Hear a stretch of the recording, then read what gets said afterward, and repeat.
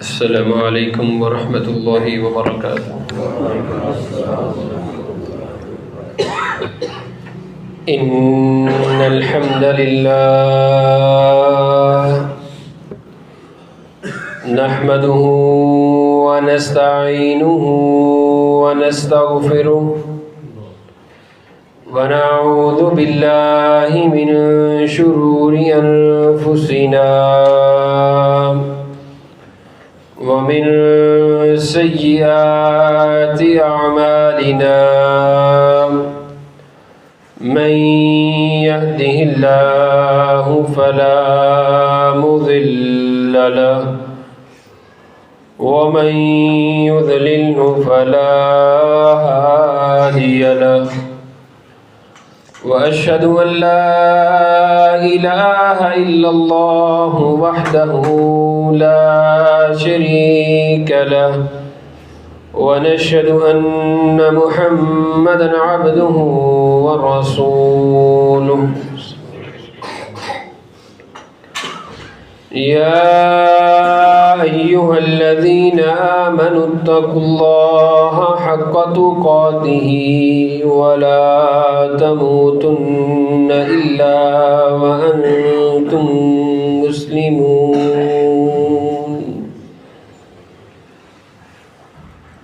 يا أيها الناس اتقوا ربكم الذي خلقكم من نفس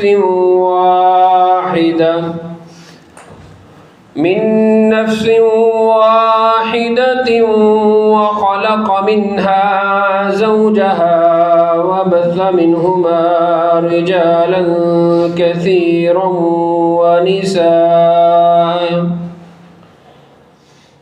واتقوا الله الذي تساءلون به والأرحام إن الله كان عليكم رقيبا. يا أيها الذين آمنوا اتقوا الله وقولوا قولا سديدا يصلح لكم أعمالكم ويغفر لكم ذنوبكم ومن يطع الله ورسوله فقد فاز فوزا عظيما. أما بعد فإن أصدق الحديث كتاب الله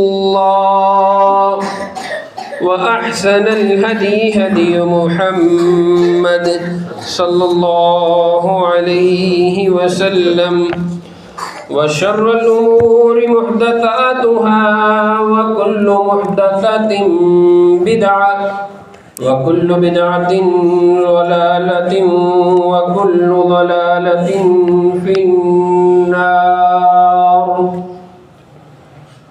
رب اشرح لي صدري ويسر لي أمري واحلل عقدة من لساني يفقهوا قولي.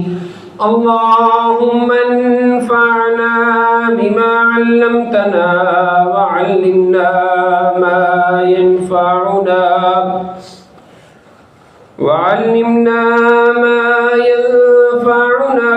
وزدنا علما. رب أوزعني أن أشكر نعمتك التي أنعمت علي وعلى والدي وأن أعمل صالحا ترضاه وأصلح لي في ذريتي إني تبت إليك وإني من المسلمين.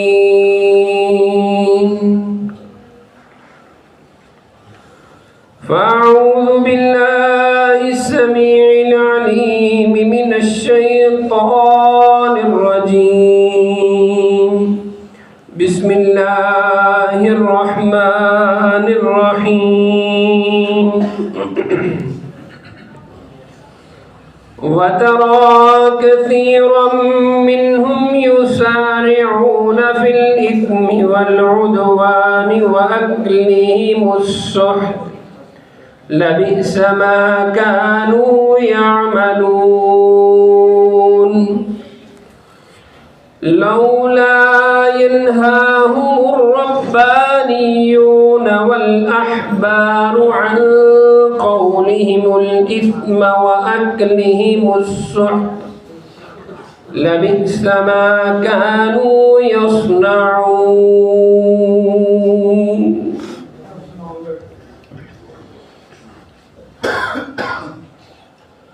اور تو ان لوگوں کو دیکھے گا، آپ ان لوگوں کو دیکھیں گے جو غلطیوں، کوتاہیوں، گناہوں میں بہت زیادہ آگے بڑھ جانے والے ہیں، اپنے غلط کاموں کو، اپنے گناہوں کو، اپنی حرام کاریوں کو جواز بخشنے والے ہیں. لبئس ما کانوا یعملون، یقیناً وہ بہت برا عمل ہے جو وہ کرتے ہیں. انہیں سمجھانے والے لوگ، رب کے احکامات بتانے والے لوگ، عالم، دین بتانے والا شخص برا لگتا ہے، اور ان کے جھوٹ کہنے کو، ان کے غلط کاموں کو وہ روکنے والے نہیں ہیں. لبئس ما کانوا یصنعون، یقیناً بہت برا ہے جو وہ کرتے ہیں. ہر قسم کی حمد و ثنا، حاجات، تمنائیں، دعائیں، گزارشات اللہ وحدہ لا شریک لہ کے لیے ہیں، جو ایک اکیلا اس پوری کائنات کا خالق ہے، مالک ہے، رازق ہے، داتا ہے، دستگیر ہے. وہ وحدہ لا شریک ہے، اس جیسا نہ کوئی مالک تھا، نہ کوئی مالک ہے، نہ کوئی مالک ہو سکتا ہے. میری آپ کی بے شمار لغزشوں، سیئات کو درگزر فرماتے ہوئے دنیا کی بہترین انواع و اقسام کی عظیم ترین نعمتوں سے نواز رہا ہے. انگنت لا تعداد بے شمار بے حد و حساب درود و سلام ہوں امام الانبیاء، سید الانبیاء، نبی آخر الزمان، سرور کونین، احمد مجتبیٰ محمد مصطفیٰ صلی اللہ علیہ وآلہ وبارک وسلم کی ذات اقدس مطہرہ کہ جن کی شب و روز کی محنتوں، کوششوں، کاوشوں کے بعد آج میں اور آپ دین اسلام کی چھتری تلے بیٹھے ہیں. انتہائی معزز، قابل قدر، رحمت الہی کے طلبگار سامعین گرامی،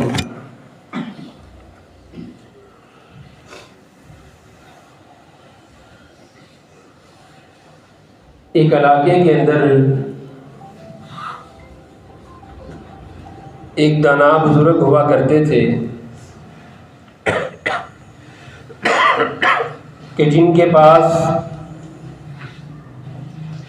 اکثر و بیشتر لوگ اپنے مسائل کے حل اور پریشانی کے لیے جایا کرتے تھے. اپنی تکلیف، اپنی پریشانی ان کو بتانی، ان سے حل طلب کرنے کی کوشش کرنی، ان سے مشورہ لینا، ان کے مشورے پر چلتے ہوئے معاملات کو آسان کرنے کی کوشش کیا کرتے تھے. ان کے علاقے کا جو بڑا معزز اور چودھری آدمی تھا، وہ ایک دفعہ اپنے گھر کے اندھیرے سے پریشان ہو کر ان کے پاس پہنچا اور جا کر اس نے یہ بات کہی کہ حضرت صاحب، جناب علی بزرگوار، میرے گھر میں اتنا اندھیرا ہے اور میں اس سے بڑا پریشان ہوں۔ معلوم کرنے لگے، کیا تمہارے پاس گھر میں چراغ نہیں ہے؟ وہ کہتا ہے جی چراغ تو بہت اچھا موجود ہے۔ پھر پوچھا تمہارے پاس اس چراغ کو جلانے کے لیے تیل موجود نہیں ہے؟ اس نے کہا جی تیل تو سب سے زیادہ خالص ہی میرے پاس موجود ہے، اپنے علاقے میں بڑا وافر مقدار میں موجود ہے۔ پھر تیسرا سوال کرتے ہیں، کیا تمہارے پاس اس تیل کو جلانے کے لیے کوئی دیا موجود نہیں ہے؟ وہ کہتا ہے جی دیا بھی موجود ہے جس سے اس تیل کو جلایا جا سکے۔ آخری بات پوچھتے ہیں، کیا تمہارے پاس پتھر نہیں ہے جس سے حرارت پیدا کر کے چراغ جلایا جا سکے؟ وہ کہتا ہے جی پتھروں کا بھی ڈھیر لگا ہوا ہے۔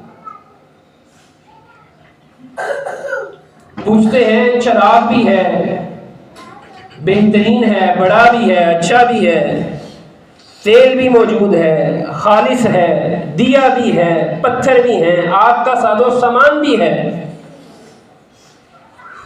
اس کے باوجود تمہارے گھر میں اندھیرا کیوں ہے؟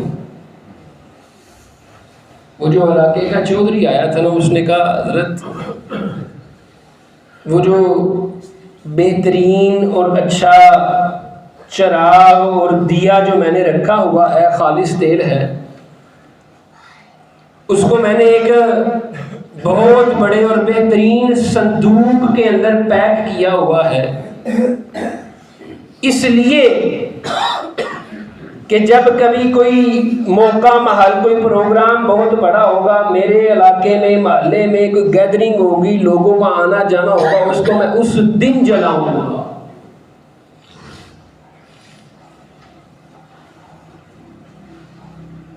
اور یہی کیفیت آج کے تقریباً ہر انسان کی ہے۔ اللہ نے چراغ بھی دیا،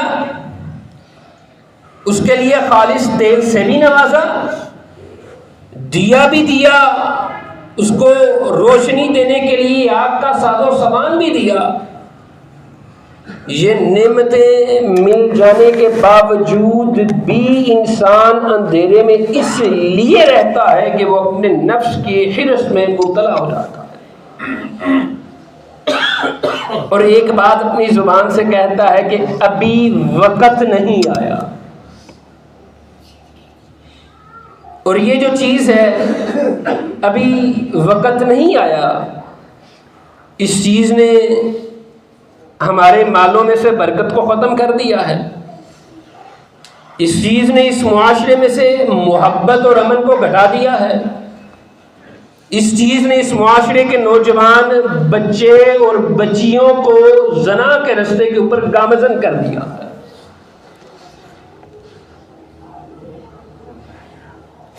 گویا سارے اسباب موجود ہیں، سارے وسائل موجود ہیں، ساری قوتیں موجود ہیں اور بہترین سے بہترین ہیں، لیکن اگر پھر کسی سے کہہ دیا جائے کہ آپ کا بیٹا جوان ہے، بیٹی بڑی ہو گئی ہے، شادی کی کوشش کر لیں، تو سب سے پہلا جواب آتا ہے ابھی وقت نہیں آیا۔ اور جب انسان ان نعمتوں کے مل جانے کے باوجود یہ بات کہتا ہے وقت نہیں آیا، تو اسی علاقے کے چودھری کی طرح کی مثال ہے، سارے سامان موجود ہیں لیکن گھر میں اندھیرے کا شکوہ نہیں آ رہا۔ جس طرح ہم نے زنا صرف اس کو سمجھا کہ جو انسان دو گناہ کرنے والے آپس میں جسمانی تعلق قائم کریں، ہم نے اس کو زنا سمجھا۔ آنکھ، کان، ہاتھ، پاؤں کے زنا کو زنا نہ سمجھا۔ اسی طرح کی ایک کیفیت یہ ہے کہ ہم نے مال کو حرام صرف وہی سمجھا جو رشوت سے لیا جائے، جو سود سے لیا جائے، اس کے علاوہ کسی مال کو ہم نے حرام نہیں سمجھا۔ صحیح البخاری کے اندر حدیث موجود ہے، آپ صلی اللہ علیہ وآلہ وسلم کا ارشاد گرامی ہے، نبی کریم صلی اللہ علیہ وآلہ وسلم نے ارشاد فرمایا، لوٹ کر کھایا گیا مال یا لوٹ کر لیا گیا مال اسی طرح حرام ہے جس طرح اللہ نے مردار کو حرام قرار دیا ہے۔ ہم بکرا کھاتے ہیں، گائے کھاتے ہیں، مرغی کھاتے ہیں، یہ سارے اس کسائی سے لیتے ہیں جس کے بارے میں پتہ ہے اس نے ذبح کیا ہے اور اس نے اس کو اونٹ کو نہر کیا ہے، اس نے گوشت بنایا ہے، ہم اسی سے لیتے ہیں۔ ایسے ہی آپ کو کوئی ایک دکان ملے ایسی جس کے باہر لکھا ہو یہاں پر آدھی قیمت پہ گوشت ملتا ہے، لیکن یہ وہ ہے جو مر گیا تھا، ہم نے مرنے کے بعد اس کو ذبح کیا ہے، کیا کوئی لینا پسند کرے گا؟ کرے گا جی؟ ایک آدھی بوٹی ہے تو بکرا ہی ہے نا جی، کوئی بھی پسند نہیں کرے گا۔ اور یہ جو ہم نے اپنے معاشرے کے اندر لوگوں کو، بیٹیوں کو تحفے، تحائف یا جہیز یا ضرورت یا فارغ کرنے کے لیے وراثت کے نام پر نام نہاد شادی سے تحفے سے لبریز کر کر دیتے ہیں، یہ بھی مال لوٹنے کی ہی ایک قسم ہے۔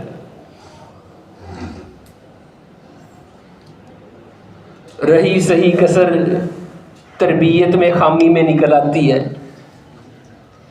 باپ بہترین ہے، اچھے برے کا پتہ ہے، شادی بیاہ پر بلایا ہے کسی نے، بچوں کے ساتھ چلا گیا ہے، وہاں پر کسی نے غل گپاڑا کرنے کے لیے، اپنی بڑھوتری شیطان کی دکھانے کے لیے وہاں پر پیسے کو لٹایا ہے، وہ باپ کی انگلی چھوڑتا ہے، وہاں سے جا کر پیسے لوٹنے لگ جاتا ہے، 10 20 30 روپے لا کر نئے نوٹ ابو کو بڑا ہنس کے دکھاتا ہے، باپ کہتا ہے چلو کوئی بات نہیں بچہ۔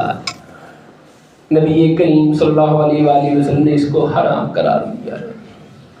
یہ ہے بچگانا۔ پچھلے سال کی بات ہے، ایک صاحب کی طرف نکاح کے سلسلے میں چندہ قلعہ کمارٹی میں جانے کا اتفاق ہوا۔ میرے جانے سے پہلے وہاں پر لڑکے والوں کی انٹری ہو چکی تھی اور وہ دلہا صاحب اپنی گاڑی کے اوپر کھڑے ہو کر ریال، ڈالر، 500 100 1000 کے نوٹ لٹا رہے تھے۔ یقین مانے اس دل کو بڑی تکلیف ہوئی جب لوٹنے والے کو دیکھا، اس کی عمر 40 سال ہے۔ جب وہاں پر پیسے پکڑنے والے کو دیکھا کہ جس کی عمر 45 سال ہے، 4 5 بچے ہیں، اس کوشش میں ہے 500 1000 روپیہ میرے ہاتھ میں آ جائے۔ ہم اس کیفیت کے اوپر اس لیے پہنچتے ہیں کہ ہم نے حرام صرف اس کو سمجھا ہے جو رشوت اور سود میں ہو، اور کسی کو سمجھا ہی نہیں۔ اور یہ عمل انسان کی زندگی میں اسی چراغ کی مانند ہے جس چراغ کے ساتھ اندھیرے کا شکوہ لے کر وہ محلے کا چودھری بابا دانا شخص کے پاس گیا تھا۔ اور یہ وہ چراغ ہیں جن کو آج اللہ کا ملاقین نے مجھے، آپ کو اپنی جناب سے بہترین بیٹے بیٹیوں سے نوازا ہے۔ یہ چراغ روشنی تب کرے گا جب اس چراغ کو ضرورت کے وقت بہترین خالص تیل، بہترین دیا، بہترین آگ کا سامان مہیا کیا جائے گا۔ وگرنہ یہ معاشرے میں گل ہوتے جو چراغ ہیں، ان کے چراغ کے گل ہونے کی بنیادی وجہ یہ ہے کہ ان کی جوانی کے اوپر توجہ ہی نہیں دی جاتی۔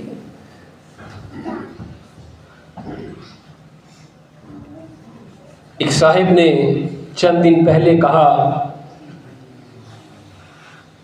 بڑی گفتگو سن لی ہے لیکن اب اس گفتگو کو چھوڑ دیں، بہت ہو گیا ہے، ہم نے کوئی 2-3 شادیاں کرنی ہیں تو پھر صحیح۔ اور پھر ساتھ انہوں نے مثال دی کہ میں فلاں جگہ پر گیا، فلاں جگہ پر گیا، فلانا بندہ میرے ساتھ تھا، فلانا داڑھی والا، فلانا دیندار میرے ساتھ تھا، کچھ نہیں بولا، وہ ساتھ شریک تھے۔ یہی بات اللہ احکم الحاکمین نے ان لوگوں کے بارے میں سورۃ المائدہ کی آیت نمبر 63 میں کہی ہے، لولا ینہاہم الربانیون والاحبار عن قولہم۔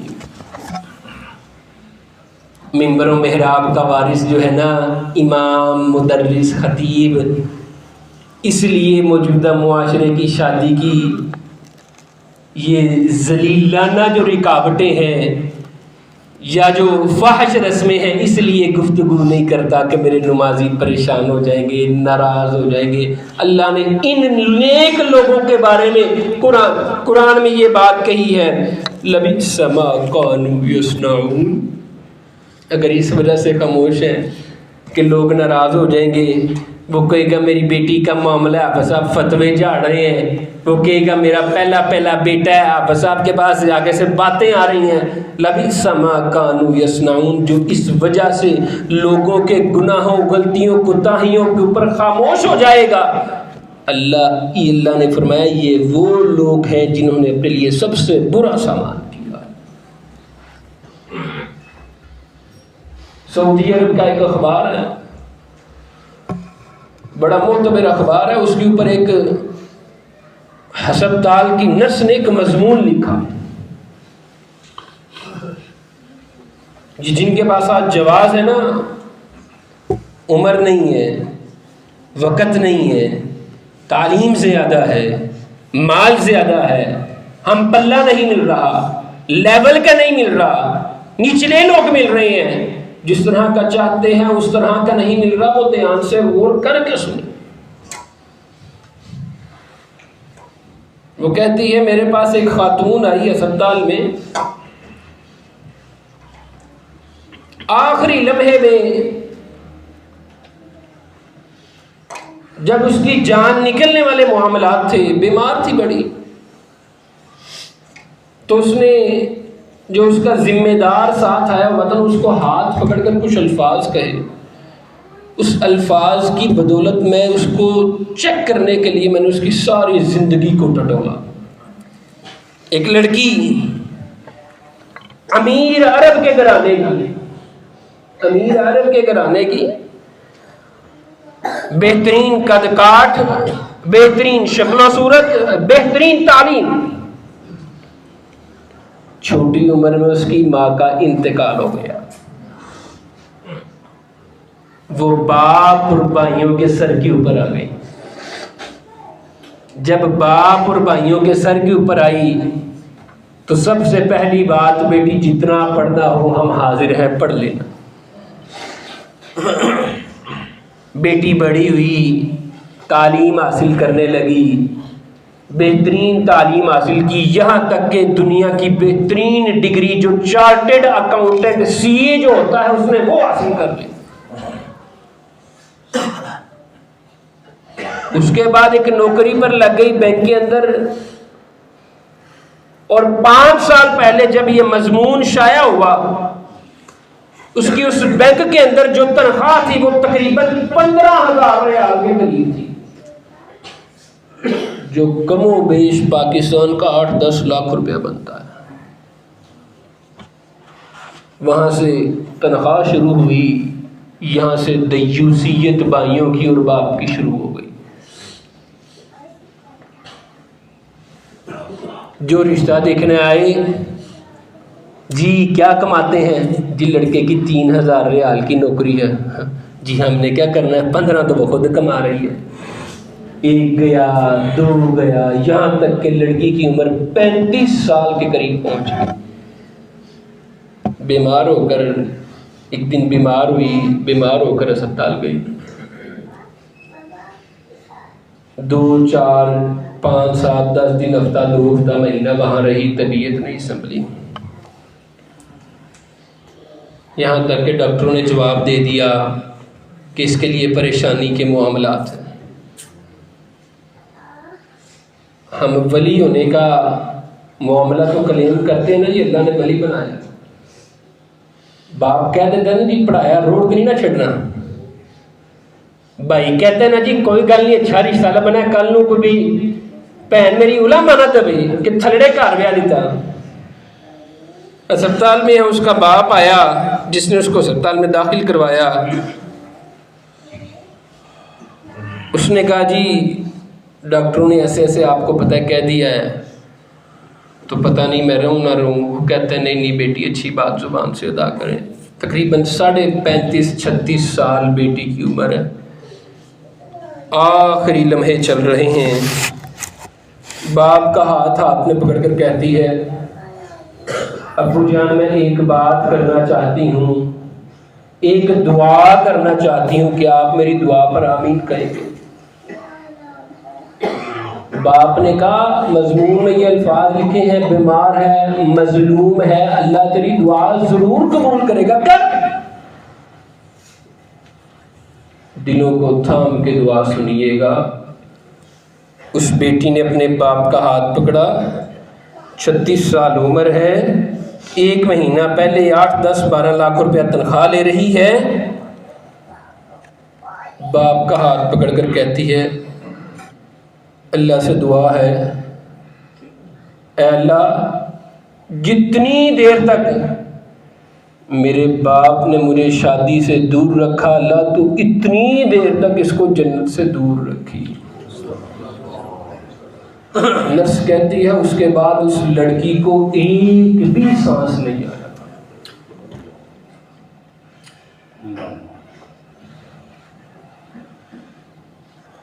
یہ سبب ہے دنیا کا۔ نبی کریم صلی اللہ علیہ وسلم نے فرمایا تھا اللہ نے عورت کو اتنی حیا دی ہے، اس سے نکاح کا پوچھیں تو وہ ہاں بھی نہیں کر سکتی، خاموش ہو جائے تو رضامندی سمجھنا، اور چہ جائے کہ والدین اس چیز کا انتظار کریں کہ ہمیں کہیں۔ یہ ہمارے گجرانوالہ کے بڑے نام پر گھرانے کا واقعہ ہے۔ بیٹی پڑھ لکھ گئی، MBBS ڈاکٹر بن گئی، سرکاری اسپتال میں نوکری لگ گئی، بہترین پوش علاقے میں گھر ہے ان کا۔ 2 دفعہ خودکشی کی کوشش کی، بچ گئی، 3ری دفعہ خود ہی گاڑی کے آگے آ گئی، اور جب اس کی سہیلی سے ملے تو اس کی سہیلی نے اس کا رکا دیا کہ جس نے یہ بات لکھی تھی میری یہ جان اور میری یہ روح کا قرض میرے ماں باپ اور میرے بھائیوں کے اوپر۔ احباب گرامی قدر، اللہ احکم الحاکمین نے امت کی بلائی، آسانی، خیر خواہی، عافیت اور شہوت کو بہترین پاکی دینے کے لیے انسان کے لیے نکاح رکھا، اور ہر وہ شخص، ہر وہ گھرانہ، ہر وہ فیملی، ہر وہ علاقہ محبوب ترین ہے کہ جس علاقے کے اندر جلد شادی کی کوشش کی جاتی ہے۔ آخری بات ہے انڈونیشیا، سن 2000 کی بات ہے، جا کے سرچ کیجئے گا، گوگل پر لکھیے گا یہ نوجوان۔ انڈونیشیا کا ایک بڑا اسلامی علاقہ ہے، اچے اس کا نام ہے، اچے، ACEH۔ اس علاقے کے جو بڑے بزرگ ہیں نبی، انہوں نے 2000 کی سال کے اندر محسوس کیا کہ ہمارا جو علاقہ ہے اس علاقے کے اندر زنا بہت بڑھ گیا۔ ظاہری سی بات ہے، ہم آپ بھی معاشرے میں رہتے ہیں، ہمیں آپ کو بھی معاشرے میں پتہ ہے کہاں کہاں گناہ ہوتا ہے، کس کس قسم کا ہوتا ہے۔ وہ علاقے کے بزرگ بیٹھے، کافی سارے لوگ، تقریباً 200 300 معتبر لوگ ایک بڑے ہال میں اکٹھے ہوئے۔ بڑے ہال میں اکٹھے ہونے کے بعد انہوں نے اس مسئلے کے اوپر غور کیا یار تیرا بھی میرا بھی وہ فلانے کا بھی وہ فلانا بھی ایسے ایسے ہو گیا، بڑی پریشانی کی بات ہے، یہ کیا ہوگا؟ اس علاقے میں زنا کی وجہ سے کئی نوجوان لڑکے اور لڑکیاں انڈونیشین گورنمنٹ کی تحویل میں تھے. کوشش کر کر انہوں نے ان سے ملاقات کی. تقریباً 90% نے اس بات کا اظہار کیا کہ اگر ہمارا نکاح کر دیا جائے تو ہم کبھی گناہ کریں گے نہیں. سن 2000 کے اندر وہاں کے انڈونیشیا کے ایسے علاقے کے لوگ بیٹھے، معتبر لوگ، بزرگ لوگ، بارش لوگ، نیک لوگ بیٹھے، انہوں نے اس کیفیت کو دیکھا.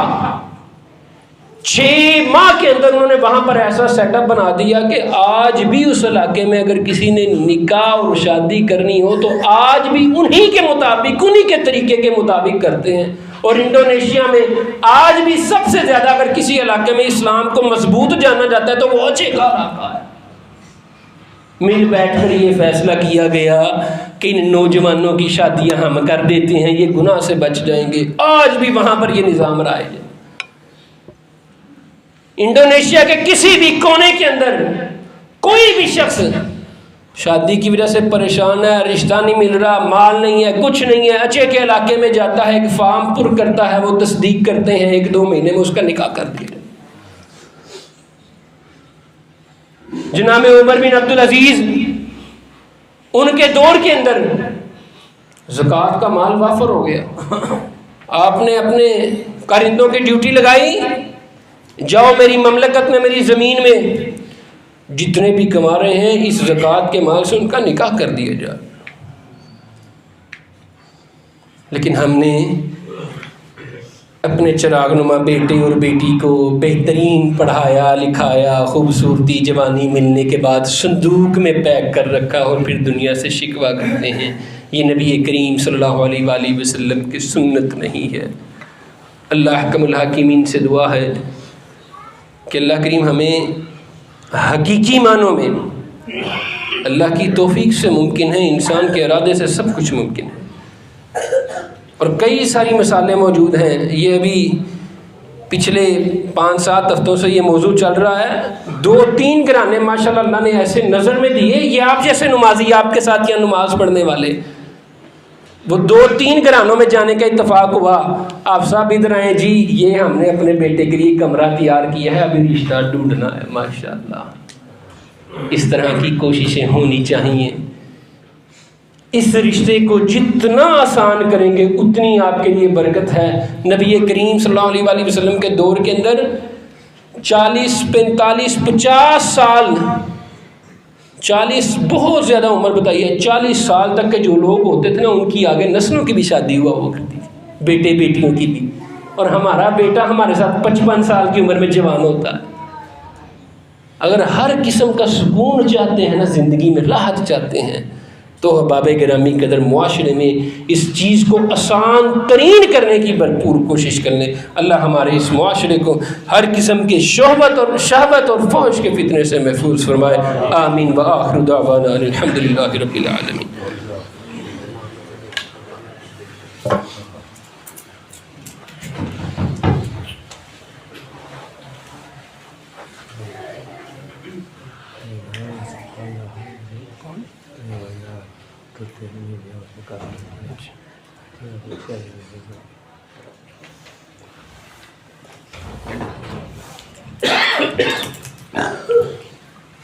ان الحمد للہ نحمده ونستعینه ونستغفره ونؤمن به ونتوکل علیہ ونعوذ باللہ من شرور انفسنا ومن سیئات اعمالنا من يهده الله فلا مضل له ومن يضلل فلا هادي له. اشهد ان لا اله الا الله وحده لا شريك له واشهد ان محمدا عبده ورسوله. اللهم صل على محمد وعلى ال محمد كما صليت على ابراهيم وعلى ال ابراهيم انك حميد مجيد. اللهم بارك على محمد وعلى ال محمد كما باركت على ابراهيم وعلى ال ابراهيم انك حميد مجيد. موسم کی کیفیت بڑی پریشان کن ہے. بارش نہیں ہو رہی ہے. اللہ سے دعا فرمائے اللہ ہمیں بہترین رحمت والی بارش عطا فرمائے۔ اس موسم کی شدت کے ساتھ اپنا خیال رکھنا بھی بڑا اہم ہے۔ یہ کئی سارے ہمارے چھوٹے چھوٹے بڑے بڑے بچے یا کوئی سمجھدار بھی لوگ سردی سے بھی پوانی کرتے نظر آتے ہیں، پھر بعد میں 2 4 5 10 دن بعد ہفتے بعد لگتا ہے جی ٹھنڈ لگ گئی ہے۔ اپنی صحت کا خیال رکھنا عبادتوں میں، معاملات میں سب سے پہلے ہے۔ اس موسمی شدت سے اپنے آپ کو، اپنے گھر والوں کو، اپنے بچوں کو محفوظ کرنے کی بہترین کوشش کیجیے۔ ہمارے نمازی ساتھی احباب بیمار ہیں، دعا فرمائیں۔ امین صاحب ہیں آج کل کیمو کے مراحل سے گزر رہے ہیں، دعا فرمائیں اللہ ان کے لیے ہر لمحہ صحت اور عافیت والا فرمائے۔ افتخار ڈار صاحب بیمار ہیں، تقریباً 2 ڈھائی 3 مہینے ہو رہے ہیں۔ اللہ بہت زیادہ شفا دینے والا ہے، اللہ سے دعا فرمائیں اللہ سب کو شفا کاملہ عاجلہ عطا فرمائے۔ ایک ساتھی ہیں ان کا بانجا ہاسپٹلائزڈ ہے، آج اس کا آپریشن ہے، دعا فرمائیں اللہ اس کے لیے تمام معاملات کو آسان فرمائے اور آپریشن ان کا بہترین اور کامیاب فرمائے۔ اللہ کریم گناہ گار ہے، خطا کار ہے، سیاہ کار ہے، گناہوں کو معاف فرما، مالک کریم غلطیوں کو تاہیوں سے درگزر فرما یا ذل جلال والاکرام۔ یہ موسم کی شدت ہے، یہ معاملات ہے، اللہ بہترین بارش برسانے والے ہیں، اللہ ہمارے لیے بہترین رحمت والی بارش عطا فرما۔